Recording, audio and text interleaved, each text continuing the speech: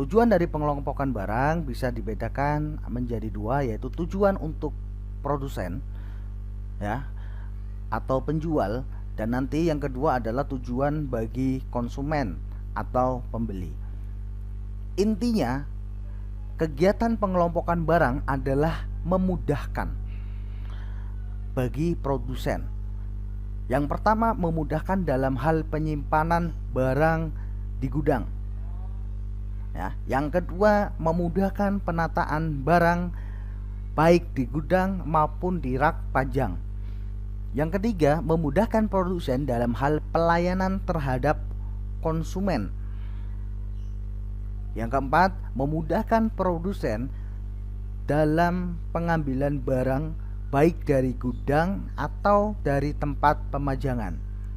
Nah, yang kelima, memudahkan bagi produsen dalam hal melakukan kegiatan pengawasan dan pemeliharaan barang dagangan. Nah, kemudian selanjutnya, tujuan pengelompokan barang bagi seorang pembeli ataupun konsumen. Hal ini akan memudahkan pembeli ataupun konsumen dalam hal memilih produk. Ya. Yang kedua, memudahkan pembeli atau konsumen dalam menyebutkan produk ya atau nama produk. Dan yang ketiga, memudahkan konsumen atau pembeli dalam hal mengingat produknya. Lalu bagaimana penggolongan barang yang akan dipajang? Ada beberapa alternatif untuk penggolongan jenis barang yang dipajang.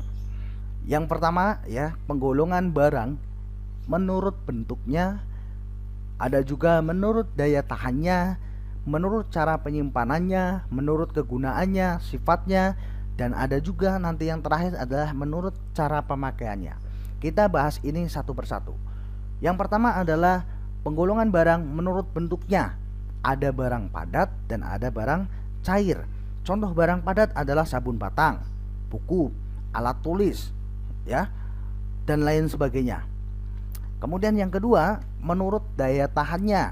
Ada barang tahan lama, ada juga barang tidak tahan lama.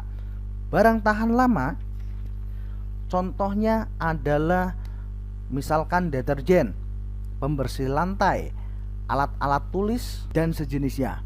Kemudian ada barang tidak tahan lama. Contohnya adalah berbagai jenis makanan dan minuman. Kemudian yang ketiga, menurut cara penyimpanannya, ada barang yang memerlukan penyimpanan khusus ya, seperti sayur-sayuran, buah-buahan, daging, ikan, dan lain sebagainya. Ada juga barang yang tidak memerlukan penyimpanan khusus. Contohnya apa? Misalkan ya alat tulis tadi, deterjen, pembersih lantai, ya, sabun cuci muka, dan lain sebagainya. Yang keempat, menurut kegunaannya. Ada barang pokok ya atau primer. Ya, contohnya adalah makanan, minuman, pakaian ya. Kemudian ada barang pembantu atau pelengkap. Contohnya misalkan peralatan rumah tangga, peralatan kebersihan, dan lain sebagainya. Ada juga barang mewah ya, seperti perhiasan, ya, jam tangan, dan lain sebagainya. Yang kelima adalah menurut sifatnya, dibedakan lagi jadi dua. Ada barang nyata, ada barang tidak nyata atau abstrak. Barang nyata contohnya adalah barang yang dapat kita lihat, yang dipajang di sebuah toko atau minimarket. Ya, ada aneka makanan, aneka minuman, pakaian, dan lain sebagainya. Itu adalah contoh barang nyata, dapat kita lihat. Kemudian ada barang abstrak atau tidak nyata. Contohnya apa? Ada pulsa telepon, ada token listrik, ada juga uang elektronik atau e-money. Nah, yang keenam adalah menurut cara pemakaiannya. Ada barang substitusi atau barang pengganti ya. Kemudian juga ada barang komplementer atau barang pelengkap.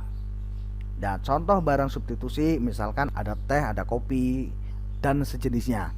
Nah, kemudian ada barang komplementer. Contohnya apa? Tadi misalkan ada gula pasir, ada kopinya, ada tehnya ya. Ada roti, ada mentega, ada selai ya, dan lain sebagainya. Ya, itulah penggolongan jenis barang yang dipajang di sebuah toko. Nah, kemudian bagaimana pengelompokannya ya? Bagaimana pengelompokan barang di toko atau di swalayan?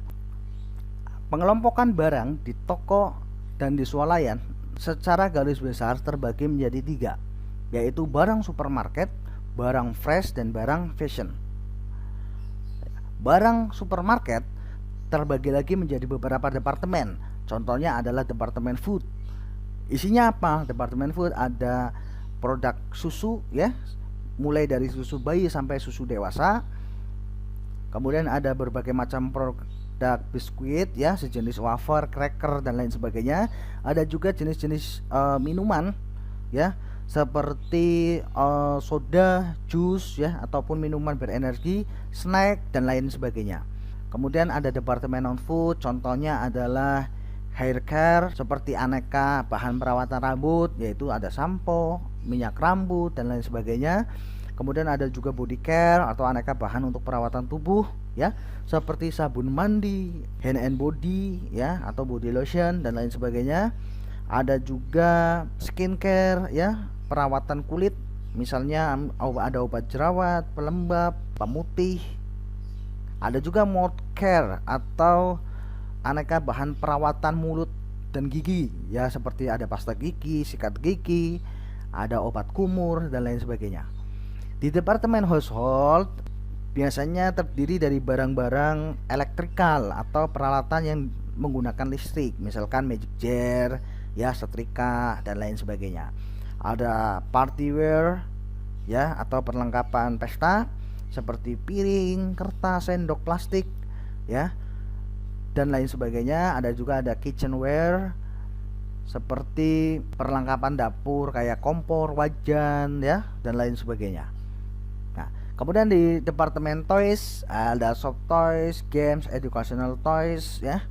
Intinya di sini adalah departemen permainan, isinya mainan-mainan yang dipajang di situ, yang ditampilkan di situ. Ada juga departemen stationery seperti buku tulis, pensil, ballpoint, penghapus, dan lain sebagainya.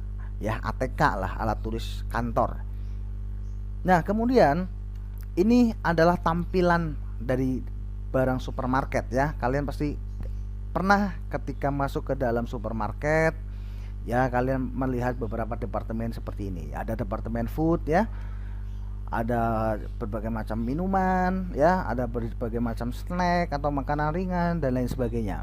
Kemudian ada departemen non food ya, di sini ada cairan pembersih lantai ya, ada semir ban ya, semir sepatu, dan lain sebagainya, itu ada di sini. Nah, kemudian ada departemen household, ada perlengkapan rumah tangga ya, seperti ya ada piring, ada kompor, dan lain sebagainya tuh di sini.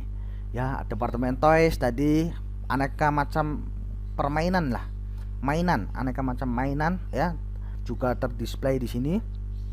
Dan yang terakhir ada departemen stationery, misalkan ada buku-buku, pensil ya, dan lain sebagainya. ATK, alat tulis kantor, itu aja di sini. Nah, biasanya di dalam supermarket memang departemen-departemen ini itu menjadi bagian-bagian tersendiri di dalam supermarket. Nah, kemudian yang kedua adalah pengelompokan barang yang termasuk barang fresh. Contohnya adalah sayuran, buah-buahan, daging, produk susu, maupun produk beku atau frozen seperti es krim ya, daging beku, dan lain sebagainya. Nah, kemudian yang ketiga adalah barang fashion. Di dalam barang fashion terdiri dari beberapa departemen ya, sebagian besar digolongkan menjadi 3. Ada departemen kebutuhan pria seperti kemeja pria, pakaian pria, dan lain sebagainya. Kemudian ada departemen kebutuhan wanita, yaitu yang termasuk dengan pakaian wanita. Dan yang ketiga ada departemen kebutuhan remaja, anak, dan bayi, yang berisi barang-barang atau pakaian-pakaian kebutuhan para remaja, anak-anak, dan bayi. Nah, itulah pengelompokan barang di toko atau di swalayan.